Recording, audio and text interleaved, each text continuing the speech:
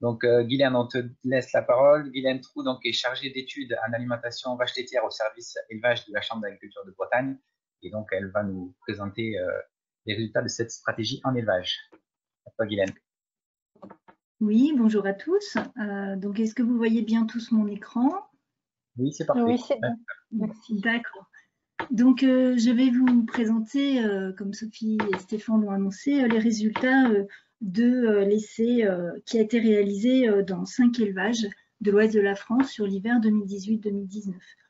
Donc, ce travail est le fruit d'une collaboration entre les chambres d'agriculture de Bretagne, l'INRAE, Synovia, CCPA, Ajinomoto et Adiceo.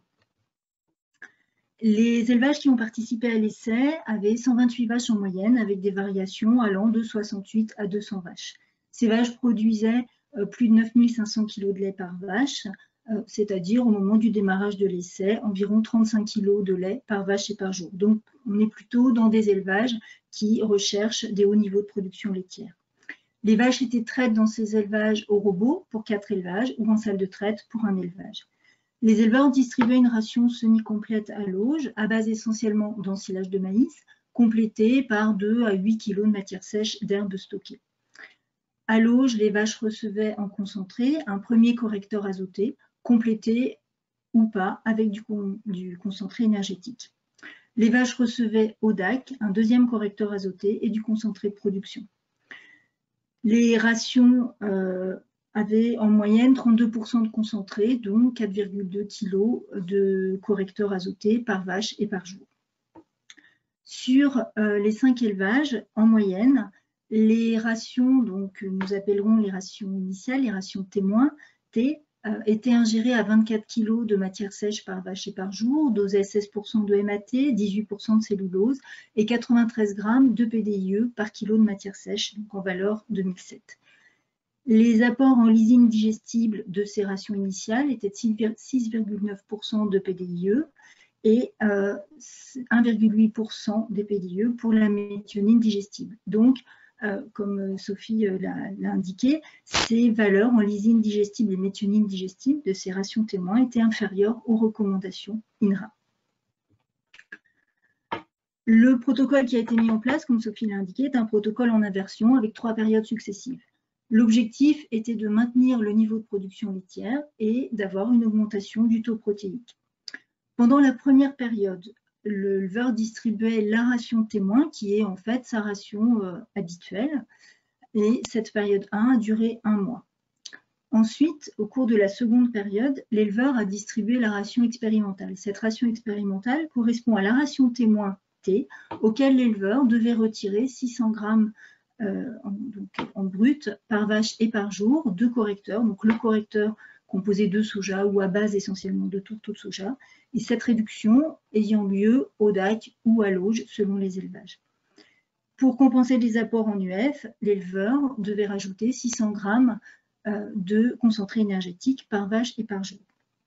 Il ajoutait également à sa ration, à cette ration expérimentale, 200 g d'un mélange composé de blé et de 35 g de lysine protégée Agiproel et de 20 g de méthionine protégée Smartamine N, ce qui correspondait à une supplémentation de 9 g de lysine digestible et 12 g de méthionine digestible. Cette période expérimentale, cette période 2, a duré 2 mois. Et ensuite, durant le mois suivant, l'éleveur revenait à sa ration témoin, que nous avons appelée ration T', parce que vous allez le voir par la suite, il y a eu des petits écarts par rapport à la ration T. Au cours de ces 3 périodes, 7 contrôles laitiers ont été réalisés.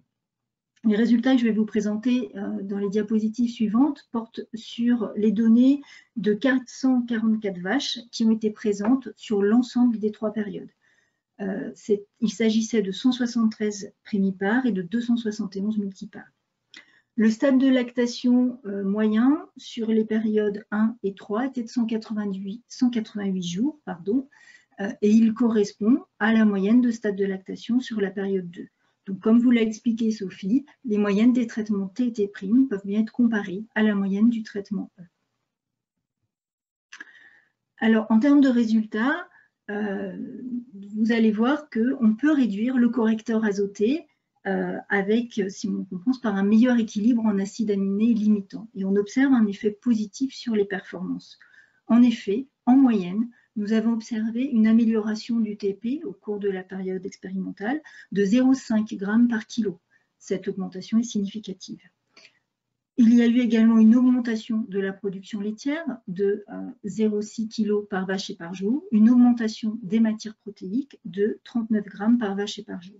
Et ces résultats sont associés à une diminution du taux d'urée du lait de 48 mg par litre.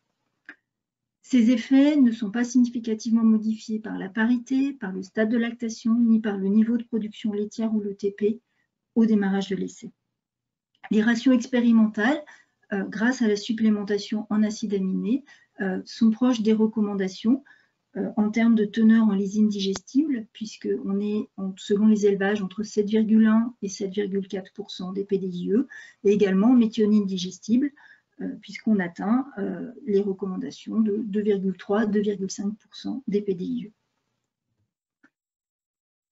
On observe toutefois des résultats qui peuvent être un petit peu variables selon les élevages. Vous avez en ligne dans ce tableau les résultats par exploitation. On peut constater sur la première colonne que le gain de TP varie de 0 à plus 0,8 g par kilo, le gain sur le lait de 0,3 à plus 1,5 kg de lait par vache et par jour, et de même un gain sur les matières protéiques qui varie de 12 à 66 g par vache et par jour. Mais dans tous les cas, sur l'ensemble de ces trois critères, quels que soient les élevages, on a eu des réponses qui sont positives. La diminution de correcteurs est en moyenne, sur l'ensemble des élevages, de 400 g par vache et par jour, avec, malgré un protocole commun, des variations selon les élevages. Des élevages qui ont diminué entre 400 et 600 g par vache et par jour, le correcteur, et un élevage qui n'a quasiment pas baissé son correcteur. Cette réduction du correcteur azoté était plus faible que prévu.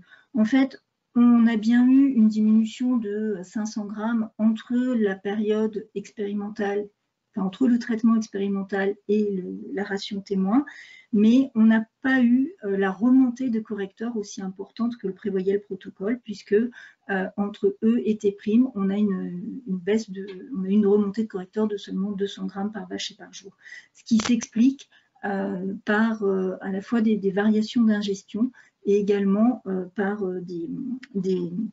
la programmation du DAC en fonction de la production laitière. Les correcteurs qui ont été diminués, en fait, sont dans tous les cas soit du tourteau de soja, soit le correcteur qui comprenait une part importante de soja. Et cette baisse de correcteur a eu lieu soit au DAC, soit à l'auge, selon les élevages. La diminution des IUF, donc par le correcteur, a été compensée par des apports de concentré énergétique de 500 g par vache et par jour, avec là aussi des variations selon les élevages qui vont de 0 à plus 0,7 de concentré énergétique apporté en plus. Tu peux essayer de conclure en 2-3 minutes, Guylaine? Oui. Je veux juste, voilà. Les réponses, j'y suis presque. Les réponses donc sont aussi variables selon les vaches. Vous avez ici en abscisse l'effet sur le lait, en ordonnée l'effet sur les matières protéiques. Plus de la moitié des vaches, donc qui se situent dans le cadran en haut à droite, ont des réponses positives et sur le lait et sur les matières protéiques. Et dans le cadran en bas à gauche, on a 107 vaches, un quart de l'échantillon, qui ont eu des réponses négatives sur le lait et sur les matières protéiques. Donc pour conclure, on peut conclure grâce à ces essais en élevage que la réduction de tourteaux de soja, elle est possible grâce à un meilleur équilibre en acides aminés. Et cette réduction, eh bien, elle peut concerner aussi des élevages qui sont en recherche de performance laitière, de niveau de production laitière élevé. Cette réduction de soja associe un meilleur équilibre en acides aminés. Elle permet bien un gain de matière protéique, un gain sur le TP, comme c'était prévu, mais elle a aussi permis un gain sur la production laitière. Ce qui offre donc de nouvelles perspectives par rapport au modèle INRA 2018, puisque l'effet sur le volume de lait a aussi été observé dans l'essai en station mené donc par Sophie Le Mosquet. Et cet effet s'expliquerait notamment par une augmentation de la matière sèche ingérée. Les réponses variables selon les élevages ou selon les vaches restent toutefois à expliquer. À la fin du travail, donc on demandait un peu l'avis des éleveurs. Donc, il apparaissait que les éleveurs restent attachés au tourteau de soja, même s'ils sont tous dits prêts à utiliser les acides aminés protégés, mais il faut convaincre de réduire le tourteau de soja de façon concomitante. Et bien sûr, il y a des attentes fortes sur le retour sur investissement, et donc le contexte économique, et notamment le prix du soja, pourra avoir un impact sur la mise en œuvre de cette réduction de soja. Donc, je remercie bien sûr les éleveurs pour leur implication dans cet essai, et également les partenaires Synovias et CPA qui ont participé au suivi des élevages, Adiceo et Ajinomoto qui ont fourni les acides aminés protégés, qui ont aussi réalisé les analyses en acides aminés des différents composants de la ration. Et puis bien sûr aussi, je remercie le groupe de travail que Sophie a cité dans sa présentation.